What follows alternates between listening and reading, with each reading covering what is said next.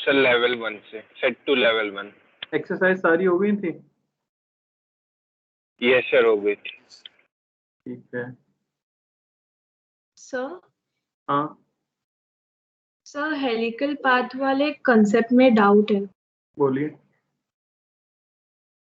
Sir helical path में जब theta acute angle होगा यानी लेस देन 90 डिग्री, तब वेलोसिटी का cos vector direction field magnetic field के अलोंग आएगा उसका डायरेक्शन। तो जब ऑब्ट्यूज एंगल होगा मतलब थीटा जब 90 से बड़ा होगा तो मतलब मैग्नेटिक फील्ड की डायरेक्शन उल्टी हो जाएगी या फिर मतलब कैसे वो पाथ कैसा बनेगा वो पता नहीं चला। अच्छा तो देखो, मैग्नेटिक फील्ड और इलेक्ट्रिक फील्ड तो है ही नहीं, आप कह रहे हो है ना, सिर्फ मैग्नेटिक फील्ड है। Yes sir. ठीक है, तो अब आपका क्वेश्चन ये है कि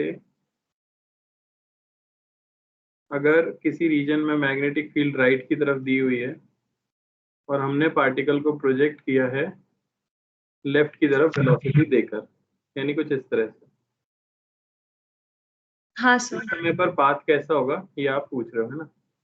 तो अब Yes. आप क्लियरली यहाँ पे एक चीज देख सकते हो कि वेलोसिटी के दो कंपोनेंट्स आएंगे, एक फील्ड के ऑपोजिट आ जाएगा जो कि v cos थीटा होगा, और एक फील्ड के परपेंडिकुलर आ जाएगा जो कि v sin थीटा होगा। अब यहाँ पे दो चीजें होती हैं हेलिकल पाथ में, एक होता है सर्कुलर पोर्शन और एक होता है लीनियर मोशन। तो जैसा कि आप जानते हो सर्कल पे घुमाने के लिए रिस्पॉन्सिबल कौन सी वाली वेलोसिटी होती है? परपेंडिकुलर वाली, है ना। तो इस वेलोसिटी की वजह से पाथ तो सर्कुलर होना चाह रहा है और उसकी रेडियस भी आप लिख सकते हो simply mv sin theta by bq। अब बात आती है इस वेलोसिटी की वजह से पार्टिकल किस तरफ मूव करेगा। आप मुझे बताओ कि अगर पार्टिकल की वेलोसिटी मैग्नेटिक फील्ड से पैरेलल है तो पार्टिकल पे फोर्स कितना लगता है? मैग्नेटिक फोर्स, मैग्नेटिक फोर्स मैं पूछ रहा हूं ड्यू टू पैरेलल वेलोसिटी,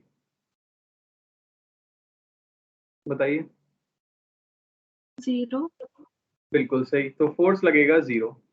इसका मतलब क्या ये पैरेलल वाली वेलोसिटी कभी भी चेंज होगी? No sir. तो ये सेम रहेगी और ये सर्कल पे घुमाएगा तो फिर पाथ कैसा हो जाएगा? तो कुछ चेंज नहीं आया, अभी भी पाथ जो है हेलिकल ही रहेगा, बस क्या रहेगा कि वो लेफ्ट साइड में मूव करने लग जाएगा। Okay sir. इसी की जगह अगर इलेक्ट्रिक फील्ड भी होती इस तरफ तो हम कहते हैं ये वेलोसिटी धीरे धीरे डिक्रीज होती, एक समय पे जाके 0 होती और फिर राइट में हेलिक्स बनना शुरू हो जाता। पहले लेफ्ट में हेलिक्स बनता जिसकी पिच डिक्रीज हो रही होती, फिर राइट में हेलिक्स बनता जिसकी पिच इंक्रीज हो रही होती। समझ आया? ओके सर ठीक वो है। नॉन यूनिफॉर्म हेलिक्स का केस हो जाता। चलो यस सर समझ आ गया। ओके खोल लो सभी लोग असाइनमेंट में सेट 2, बताइए 1 से 5 में कोई doubt? No sir. To question number 5।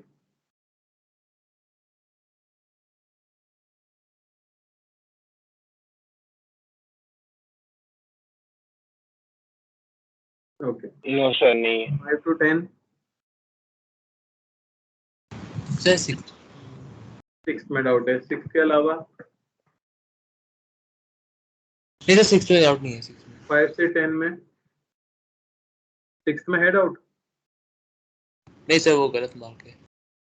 अच्छा, हो सकता है इसमें अर्थ मैग्नेटिक फील्ड हो, तो अभी वो हमने अभी पढ़ा भी नहीं है, आगे भी पढ़ेंगे तब क्लियर हो जाएगा।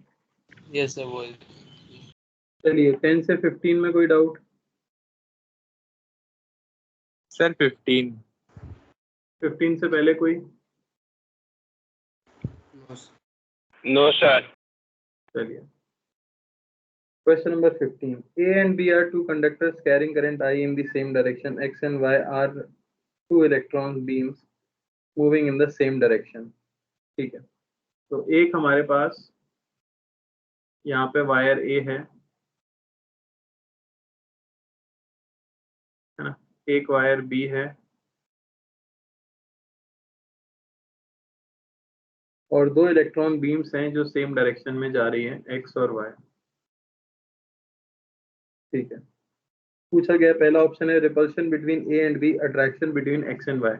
ए और बी के बीच में क्या होगा, पहले अगर ये पूछा जाए तो इसमें करंट I1 मान लेते हैं, दोनों में करंट। तो ये force between two current carrying wires में हमने देखा था, अगर डायरेक्शन ऑफ करंट सेम रहती है तो अट्रैक्शन होता है दोनों। के बीच में क्या होगा,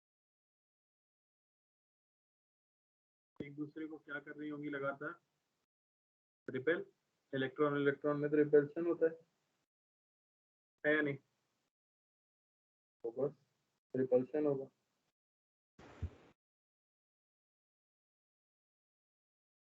किस पार्ट में डाउट है इसके अंदर?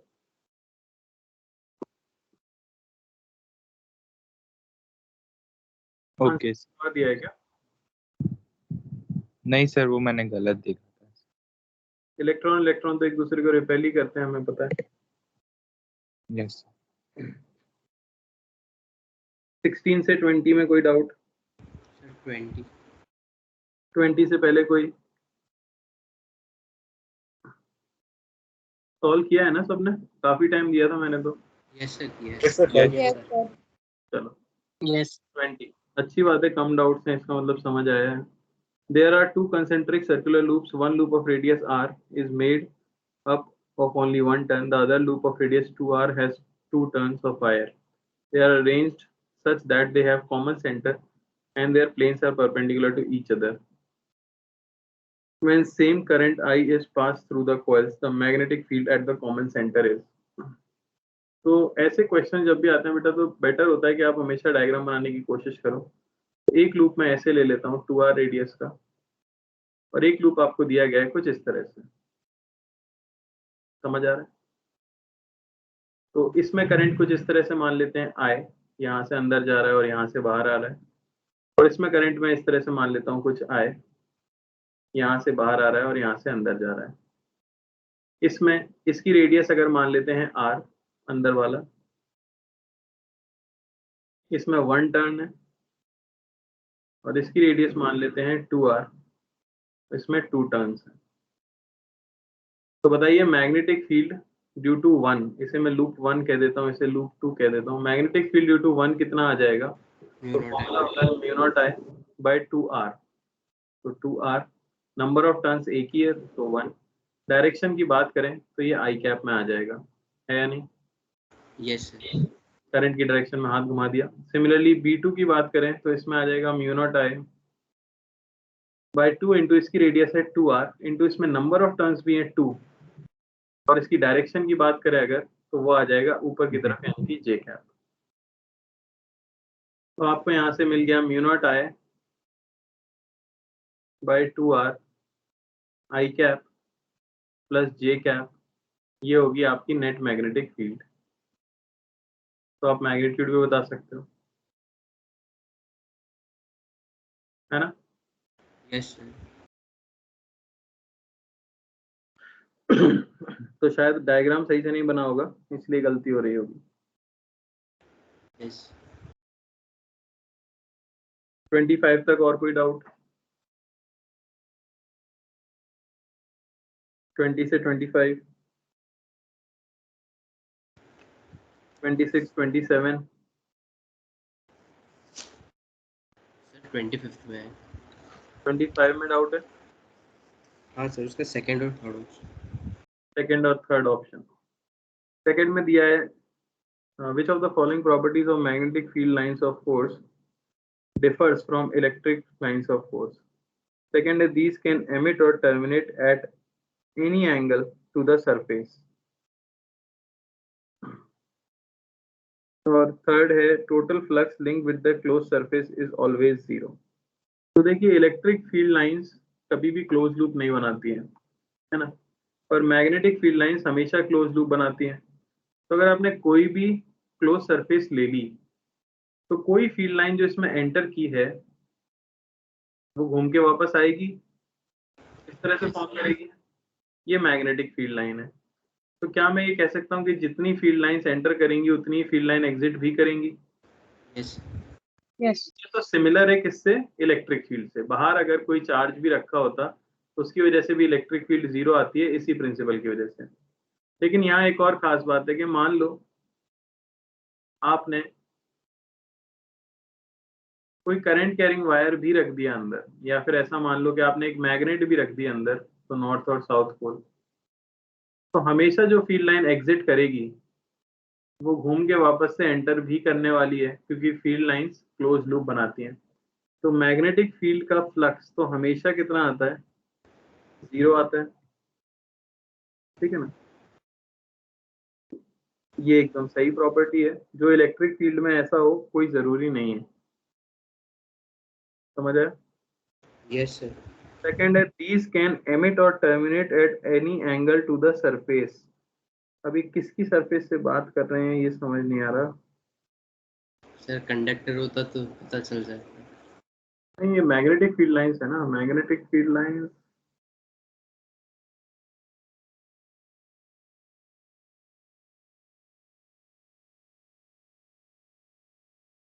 हाँ, इनमें तो कोई एंगल की खास बात होती नहीं है। उसको तो इक्व पोटेंशियल, अगर कंडक्टर की बात कर रहे हैं तो field lines, electric field lines हमेशा परपेंडिकुलर होती हैं, और मैग्नेटिक फील्ड लाइंस हमेशा परपेंडिकुलर, ऐसा कोई जरूरी नहीं। आंसर क्या दिया है? करेक्ट दिया है सर। पहले ठीक है, तो इसका मतलब वहां पे कंडक्टर लिख लो, फॉर अ कंडक्टर, क्योंकि इलेक्ट्रिक फील्ड लाइंस हमेशा 90 डिग्री बनाए ऐसा जरूरी नहीं है, वो सिर्फ कंडक्टर की सरफेस पे 90 डिग्री बनाती हैं। हालांकि मैग्नेटिक फील्ड लाइंस को तो उससे मतलब ही नहीं है ना। चलो 30 तक और कोई डाउट? क्वेश्चन नंबर 30 तक, 35 तक, क्वेश्चन नंबर 35 तक कोई डाउट? 37 तक? नो बढ़िया।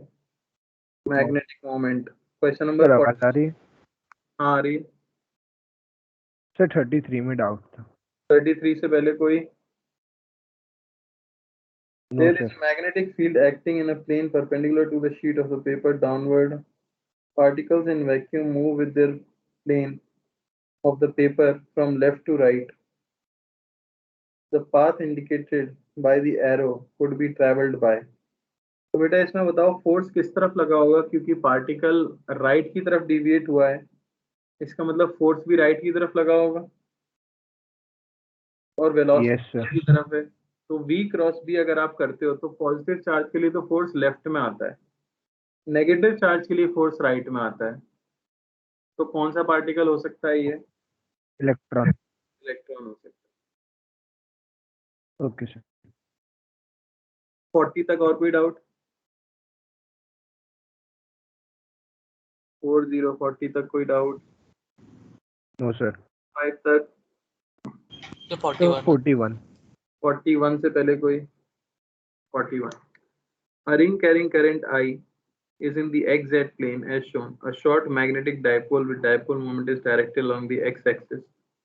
If the ring is free to move anywhere, then it will. ठीक है।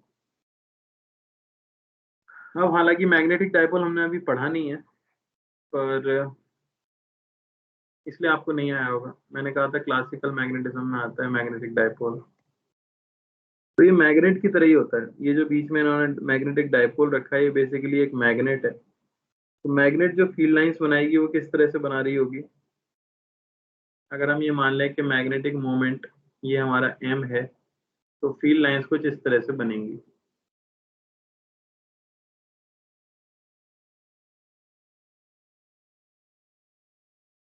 समझ आया?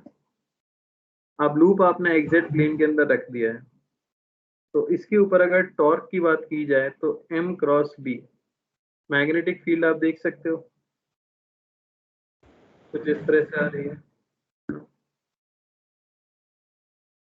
लूप के लिए पूछ, लूप एग्जैक्ट प्लेन में है, एक्स में है।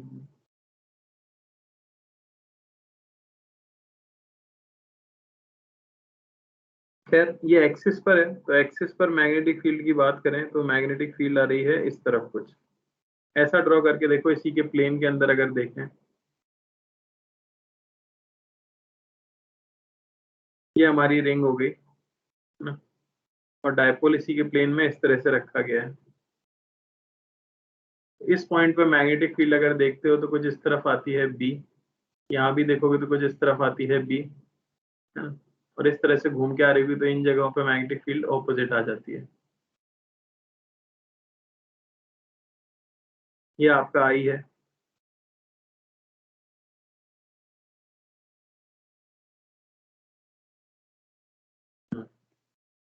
तो फोर्स अगर इस एलिमेंट पे भी देखो आप आई क्रॉस बी, तो फोर्स किस तरफ आ रहा है? जैसे इतने छोटे से एलिमेंट को अगर आप देख लेते हो तो फोर्स की डायरेक्शन क्या आएगी? करंट ऊपर की तरफ है मान लेते हैं, आई क्रॉस बी, फोर्स किधर आया? अंदर। और यहाँ अगर फोर्स देखो आप आई क्रॉस बी, तो फोर्स किधर आया? बाहर। तो नेट फोर्स तो क्या हो गया? जीरो। तो ओवरऑल लूप पे नेट फोर्स क्या आ जाएगा? जीरो, क्योंकि हर एक के लिए एक डायमेट्रिकली ऑपोजिट ऐसा एलिमेंट आप इमेजिन कर सकते हो। लेकिन क्या इसकी वजह से टॉर्क आएगा? यस। हाँ। और टॉर्क किस तरह से आ रहा है आप देख पा रहे हो? इधर से ऊपर उठना चाहिए, इधर से नीचे जाना चाहिए, तो कैसे रोटेट करेगा वो? इसके अबाउट रोटेट करेगा कि नहीं? यस। सर थोड़ा रिपीट कर तो मेरा नेट लगा था। हाँ बेटा, मैंने क्या किया, एलिमेंट्स इमेजिन किए हैं और उनका फोर्स लिख लिया है। तो नेट फोर्स तो मुझे समझ आ रहा है कि जीरो आने वाला है, लेकिन इस फोर्स की वजह से अगर आप निकालोगे तो रिंग के ऊपर एक टॉर्क जरूर आएगा। यहाँ पे तो देख सकते हो आप, आई भी इस तरफ है और बी भी इस तरफ है, तो यहाँ तो इस एलिमेंट पे कोई फोर्स नहीं है, इस एलिमेंट पे कोई फोर्स नहीं है, यानी ये एलिमेंट्स तो फिक्स रहने चाहिए क्योंकि इन पे कोई फोर्स नहीं है। तो इनसे पास होने वाली मैंने एक्सिस इमेजिन की। अब आप देख सकते हो यहाँ से ऊपर की तरफ फोर्स है, यहाँ से नीचे की तरफ फोर्स है। मान लो आपके पास एक रिंग है, आप राइट साइड से अंदर की तरफ दबाओ, लेफ्ट साइड से ऊपर की तरफ दबाओ, तो ये कैसे घूमने लग जाएगी? कुछ इस तरह से घूमेगी या नहीं? अब आप देख कहाँ से रहे हो? ये देखो, आप इस तरफ से कहीं देख रहे हो, पॉजिटिव जेड एक्सिस से, तो आपको ये कैसे रोटेट होती हुई दिखेगी? थोड़ा इमेजिनेशन तो लगेगा भाई इसमें, और कोई तरीका नहीं है। देखिए क्लॉकवाइज रोटेट हो रही है यानी जेड एक्सिस के about? Yes, sir. So we'll rotate clockwise about z axis.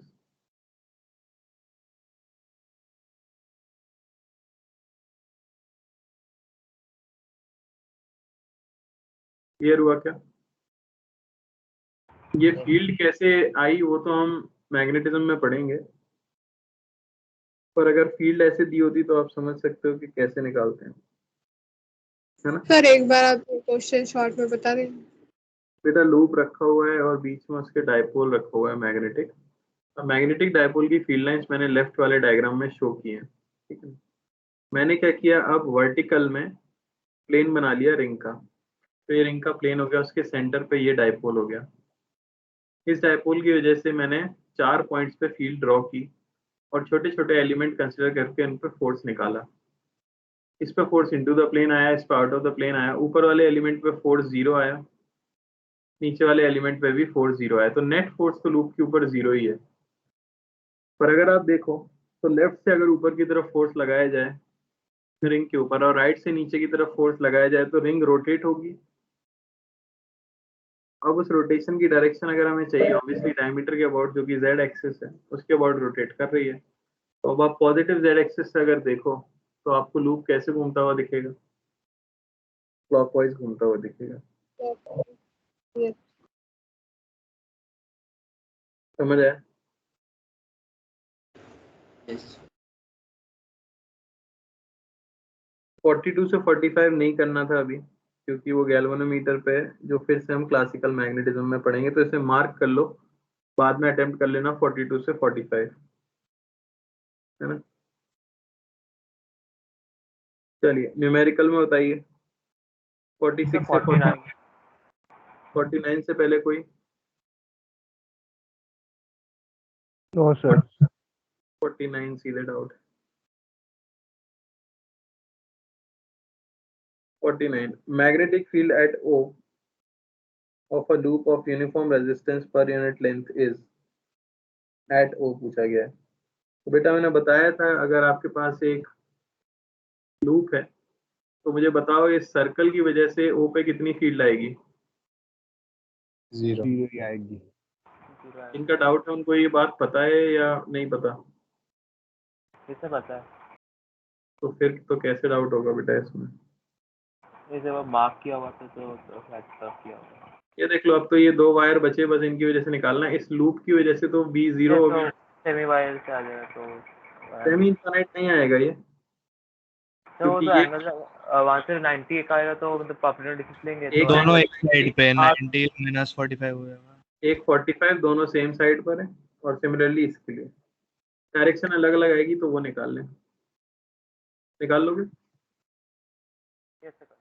करके बताऊं? बोलो।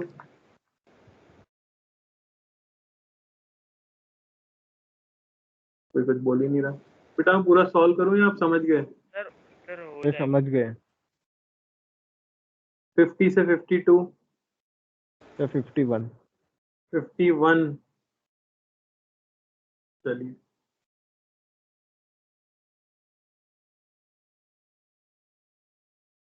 equal currents a uniform magnetic field B exists in a region pointing normally into the plane of the paper. A particle of charge की momentum P is directed along the axis to region 2 from region 1 at P1.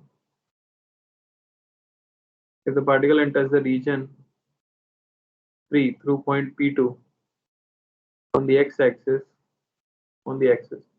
magnetic field B is given by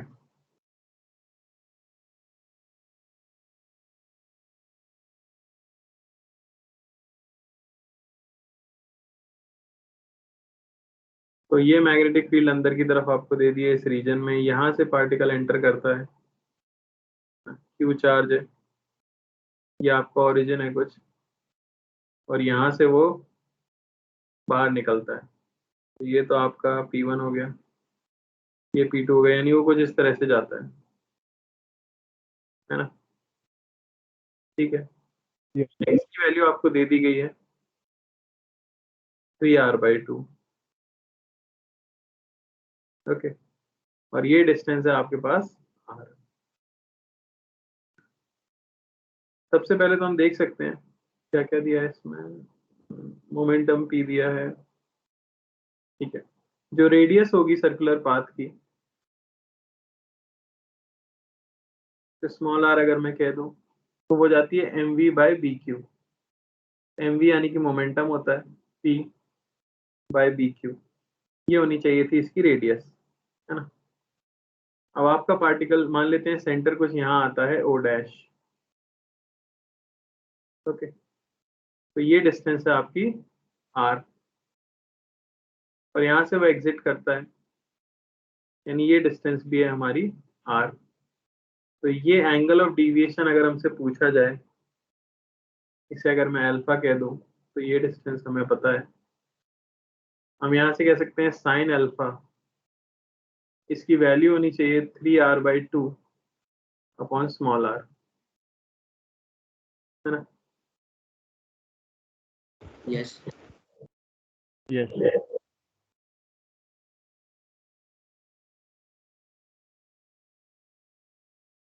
ठीक है, ये हमें sine alpha मिल चुका है। अब पूछा क्या है इसमें,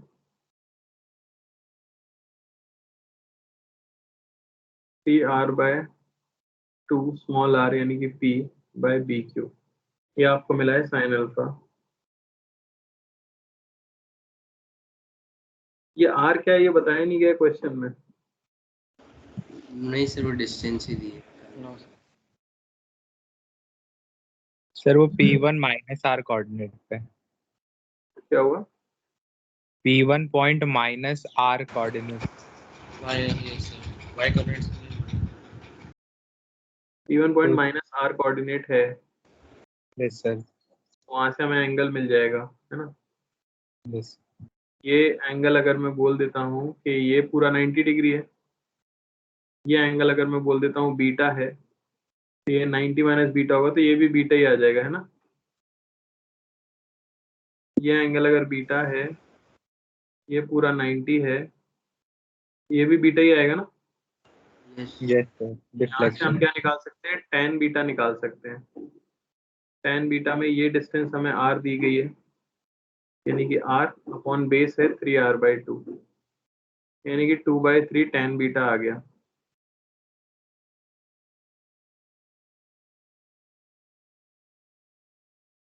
√13 आ गया यहाँ तो हमारे पास। तो साइन अल्फा की वैल्यू अगर उठा के यहाँ रख दें, यानी कि 2/√13, ये होना चाहिए 3RBQ/2P।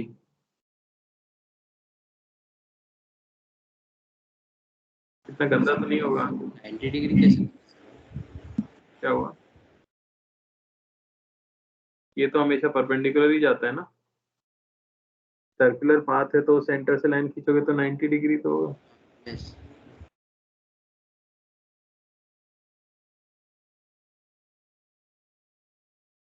हाँ, पर ये और ये मैंने सेम ले लिया है, वो जरूरी नहीं है।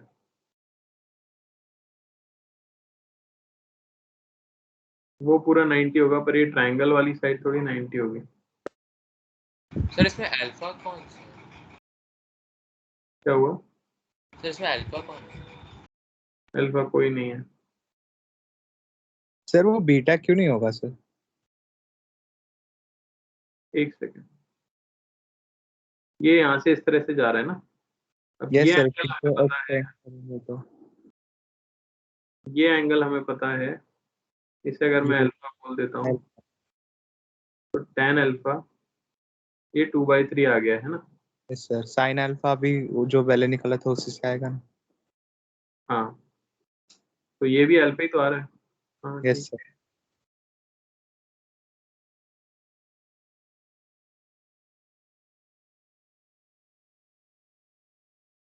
वहां से साइन अल्फा लिखेंगे। सर आंसर 13 दिया हुआ है, तो शायद से n स्क्वायर पूछा होगा। हाँ, ये गड़बड़ होगी मेरे हिसाब से। साइन अल्फा आप देखोगे तो वो आ गया हमारे पास कितना, 2/√13, और ये हो जाना चाहिए P/VQ, सॉरी 3R/2।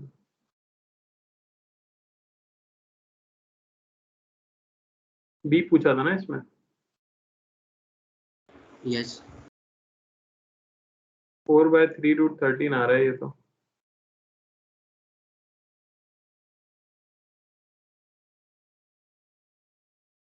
इससे तो कुछ भी मिलता है। पीछे आंसर क्या दिया है, सिर्फ 13। Yes sir, 13 yes sir.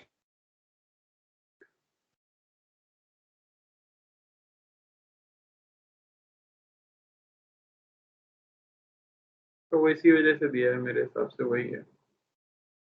ये अगर R ले लें, R/2 ले लें, 90 डिग्री। सर हाँ, सर, अगर हम वो ओ डैश को एक्स मान ले, फिर पाइथागोरस लगाते हैं तो आ जाता है ओ डैश की वैल्यू। इसमें पाइथागोरस लगा दें। सर, पहले ओ डैश को एक्स मान लिया, फिर ये अल्फा वाला ट्रायंगल है ना ऊपर वाला, उसमें पाइथागोरस लगा देंगे तो आर आ जाएगा, मतलब R तो एक्स। हमें पता ही है ना, R P/BQ है। नहीं सर, मतलब आर निकालना होगा तभी तो हम मैग्नेटिक फील्ड निकाल पाएंगे। हम्म, तो सर यहाँ पे x √(x²+ 3r/2 का होल स्क्वायर r के बराबर आ गया। ठीक है। फिर x क्या है? Sir X small R minus sir capital R x होगा। को हम लोग लिख देंगे capital R minus small r minus capital R। यहाँ पे यही गड़बड़ हो रही है कि हम मान रहे हैं कि इसी लाइन के अलोंग निकला, पर जरूरी नहीं है ना कि वो इसी लाइन के अलोंग निकला हो। तो ये एंगल थीटा नहीं आएगा, वही मैं सोच रहा हूँ। हो सकता है ये लाइन इस तरह से जा रही हो, है ना। श्योर नहीं हम तो ज्योमेट्री लगा लेते हैं, वही सही आइडिया है।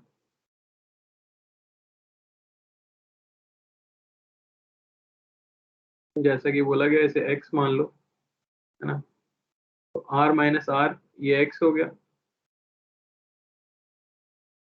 और आपको पता है कि x² + 3r/2 का होल स्क्वायर ये होना चाहिए आर स्क्वायर, है ना।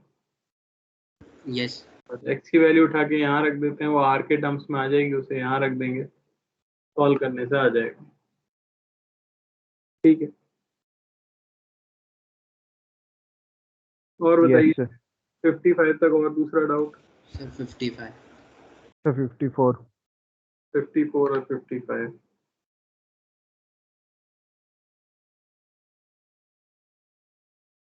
Two current carrying circular loops are placed closely as shown in the figure. The integral b dot dr along the axis of the loops within minus infinity to infinity is n times mu naught I.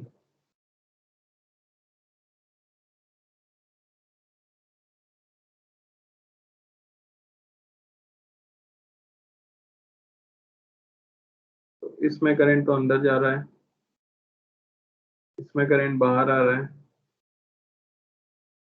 तो ये हो गई axis.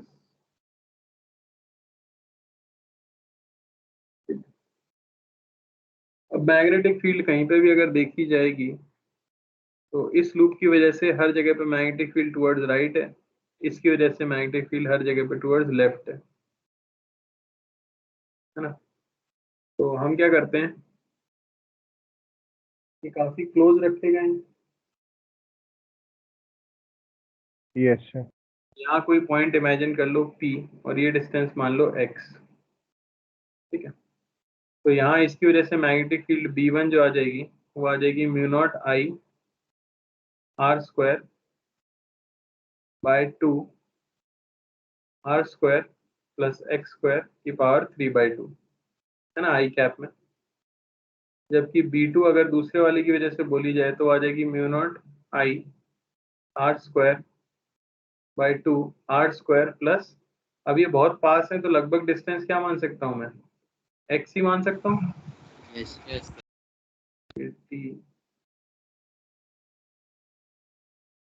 X square की power 3/2 ये आ जाएगी minus आई cap में। यहाँ से तो बी नेट हमें क्या मिल जाएगा, mu naught I R square by R square plus X square की पावर 3/2 आई कैप में, है ना। यस।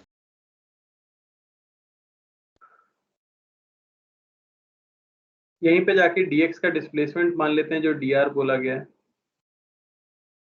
तो उसके लिए अगर निकालोगे इंटीग्रल b डॉट dx निकाल लेता हूँ, तो आ जाएगा integration of mu naught I R square plus X square की power 3/2 into D X minus infinity से प्लस इन्फिनिटी जा रहा है।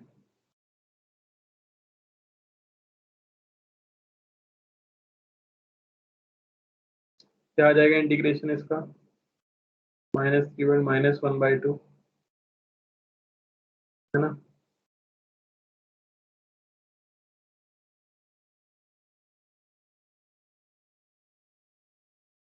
नहीं,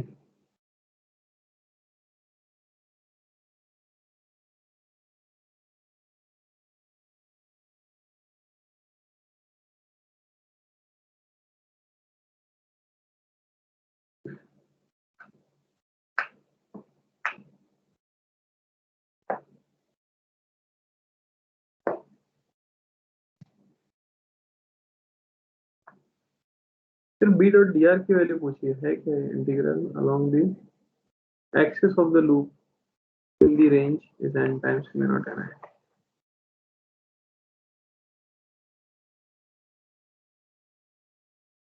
हम्म।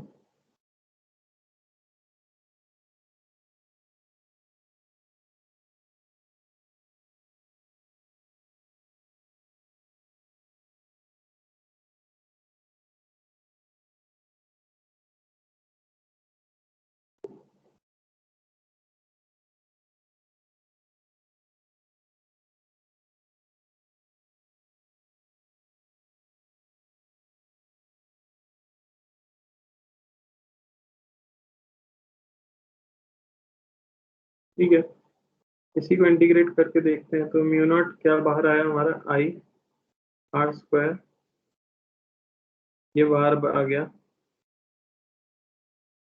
इंटीग्रेशन में क्या बच रहा है, dx upon R square plus X square की पावर 3/2।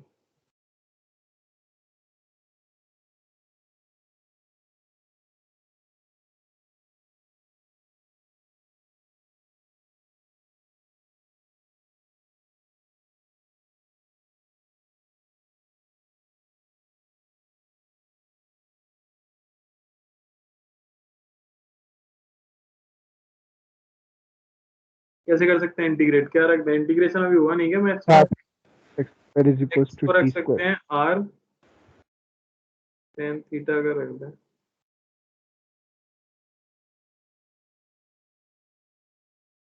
रखेंगे ना, एक्स को रख दो आर टेन थीटा, तो यहाँ क्या मिलेगा हमें,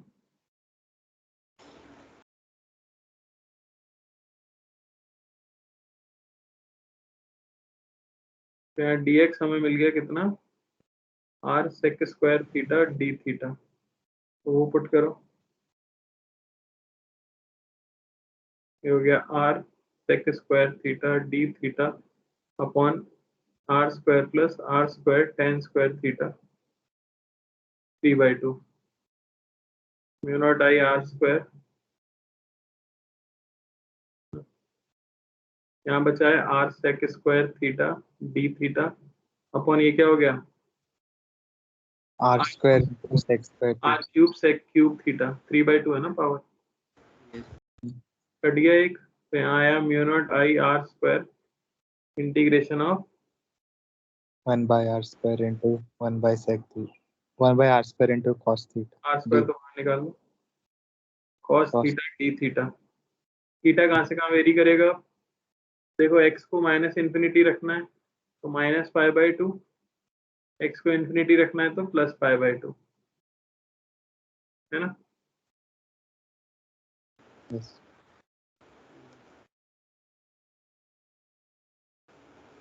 बस सॉल्व करेंगे, कितना आ रहा है म्यू नॉट है। ये तो कट ही गया, म्यू नॉट आई 2 आएगा. 2 आ रहा है, क्या दिया आंसर, वही दिया है। तो बस इंटीग्रेशन थोड़ा सा, सब्स्टिट्यूशन थोड़ा पूछ लिया। क्वेश्चन नंबर 55 में कोई डाउट है, यस सर। 55 में बोला गया moving the magnetic field of the EMF induced between the across the wire, ये तो बेटा हमने कल ही सीखा है, इमोशनल ईएमएफ जो हमारे चल रहा है ना उसमें आगे आएगा, ये बहुत इजीली हो जाएगा, ठीक, अभी हमने पढ़ा नहीं है, जस्ट इमोशनल ईएमएफ का आगे वाला एग्जांपल है, तो मैं एक क्लास में ही करा दूंगा, ओके, याद दिला देना मुझे।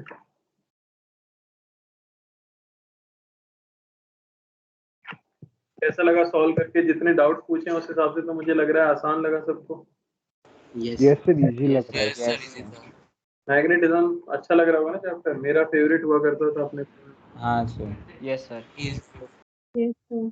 कुछ चीजें याद रखो तो बहुत इजी हो जाता है, वरना थोड़ा मुश्किल है, Yes sir, formula तो इसी सब. फॉर्मूला और वो जो रूल है, राइट हैंड से ही सारा काम हो रहा है। चलो आगे क्या करके आओगे, अभी सेक्शन ए सेक्शन तक हो गया. सेक्शन ABCD कर देंगे. एबीसी इसमें प्रीवियस ईयर क्वेश्चंस नहीं होते क्या, सेक्शन जी जी है। सेक्शन सर लेवल 2 के लास्ट सेक्शन में जी में होता है. सी जी. जी, सर बुक पीछे से खोलेंगे तो पहला ही सेक्शन होगा. सर जी जी